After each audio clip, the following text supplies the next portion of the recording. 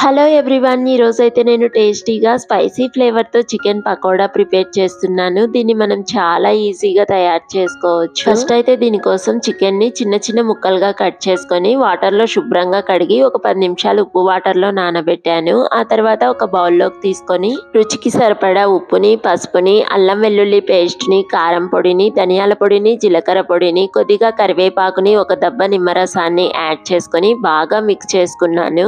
మనం యాడ్ చేసుకున్న మసాలాలన్నీ ముక్కలకైతే బాగా పట్టుకోవాలి. ఇంకా తర్వాత అయితే ఒక స్పూన్ బియ్యం పిండిని, ఒక స్పూన్ శనగపిండిని, అలాగే ఒక గుడ్డును అయితే పగలగొట్టి యాడ్ చేసుకుంటున్నాను. వీటన్నిటిని కూడా బాగా మిక్స్ చేసుకోవాలి. ఇలా మిక్స్ చేసుకున్న వీటన్నిటిని అయితే ఫ్రిడ్జ్ లో నేను ఒక 4 గంటలు మూత పెట్టి నానబెడతాను. లేకపోతే మనం మినిమం ఒక గంట సేపన్నా నానబెట్టుకోవాలి. ఇలా 4 గంటలు నానబెట్టుకున్నాక ముక్కలన్నిటిని ఒకసారి మిక్స్ చేసుకొని వేడివేడిగా ఉన్న ఆయిల్లోకి అయితే డ్రాప్ చేస్తున్నాను. మంటను మీడియం ఫ్లేమ్లో పెట్టుకొని వీటన్నిటిని మనము ఫ్రై చేసుకోవాలి. హై ఫ్లేమ్లో పెడితే కలర్ అన్నీ తొందరగా వస్తాయి, కానీ లోపలైతే సరిగ్గా ఉడకదు.